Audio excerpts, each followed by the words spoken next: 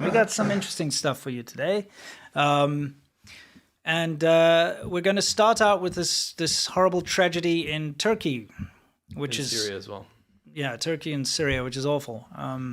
Terrible. You know, in the tens of thousands, which is horrific. Natural disasters are just there's nothing much to be said about them. They're just awful, and all you can do is hope for the best and send rescue teams. Send as much as you can to help. There was the reason that I wanted to bring this up was there was a big propaganda effort, weirdly enough, from China, who is statistically over and over again the least charitable country in the entire world. Yeah. Sometimes duking it out with Greece, but always at the bottom, at least recently, right? Mm-hmm. As being the worst, the lowest charity per capita. Yeah. Right? Now, they're making a big public display about their rescue team that's sent over. And I hate to say it, but I hate to say it, but I think it's a very welcome diversion for them from the spy balloon thing, because they've been focusing. I've seen them focus on it so much to the ridiculous. Because look, when you're doing charitable work, it's not there as a badge for you to flash around and say, look how great we are. No. But that's what China's been doing. And they've been doing it to this ridiculous degree. I remember one story that was posted by one of the Chinese, ministry people was like, a rescue team that included some Chinese volunteers helped so on and so on. And it's like, there was like one or two Chinese volunteers that happened to be part of this rescue team. I watched the footage. The Chinese volunteers had nothing to do with the rescue. Right. But because they were assigned to that unit or whatever, they're claiming victory. Right. Oh, it's very convenient. And nobody wants to call things out like that because it's in poor taste, right? Yeah, of course. Like, it's a tragedy, but there's human death and stuff. But it's a big issue. We're not seeing that level when it comes to other countries. No. We're not saying like, this team that there were Americans helping with saved these lives and then saved this person. Everyone saved needs that person. to help, right? Usually what you see in the press is rescue workers rescued XYZ. You don't see attach your nationality and how many of them were in the team and stuff. The tanky brigade was running with that Chinese propaganda, and they're sending out these really malicious, ridiculous things all over Reddit and Twitter, and they're saying, China's sending another 179-person rescue team in Turkey. Where's the U.S.? And it's like, if you're going to go after a country for not sending rescue team members, you probably shouldn't pick the U.S. Yeah. There were so many people that got sent over, as they always do. It's part and parcel what America does. Yep. It's just, they don't brag about it everywhere, right? Nope. Anyway, that was, the user deleted themselves. But it was part of a propaganda effort to say, China's doing all this Turkey and Syria refugee, the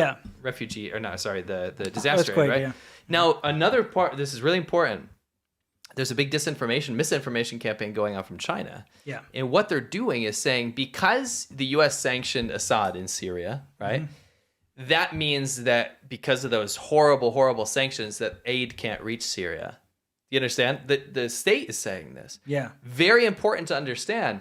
That's just a blatant lie. Yeah. Humanitarian aid is not stopped by sanctions to the Assad regime, right? That's completely false. Yes. Yet they're running with this on an official narrative, and it's sending people out there to talk about it. And it's, I've seen it on TikTok and things like this. People are actually using this to try and get in people's heads, especially impressionable young people. Yeah. Well, my selfish American country is not doing anything. Meanwhile, the tanky brigade's going out there saying that China's doing everything and just blatantly lying about it. It's awful. Again, taking advantage of tragedy. It's absolutely disgusting. No one should ever jump on tragedy as a vehicle for their political narrative or anything like that. It's just absolutely disgusting. Look what happened with those mass shootings in California. Yeah. Where, the tankies were trying to say, oh, look, it's proof that America's racist against Asians. Meanwhile, it turned out both of the people that shot other people in mass shootings were Chinese immigrants. Right.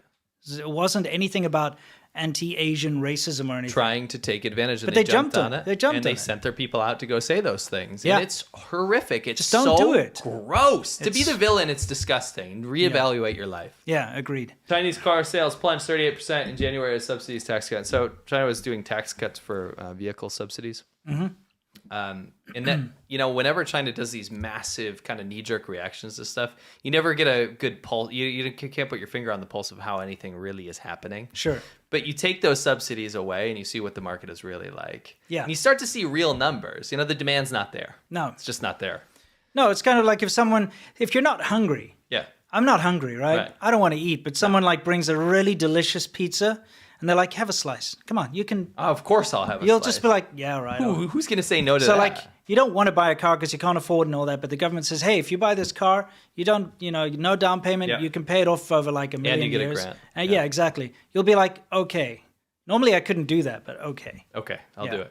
And this coincides very well with what we've been seeing. China's been dumping all their EVs pretty much at a loss or at cost to a bunch of countries that don't even necessarily want them. Dude. They're offloading. It's kind of like Mobike. Remember the whole shared bike I was just about to say that. That's the shared bike thing. I've made videos on my channel about it. It's a great analogy. It was insane. Okay, it got to a point where you couldn't walk on the streets. You were tripping over them because it was just a big Ponzi scheme. It was like a get investment, pump out these cheap, crappy bikes everywhere, and the more you make, the more investment you get.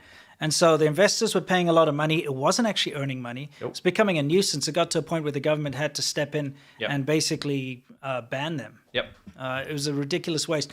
And the amount of materials that were wasted on those bikes and pollution and everything is insane. I don't think the world will ever recover. Just from those damn bikes.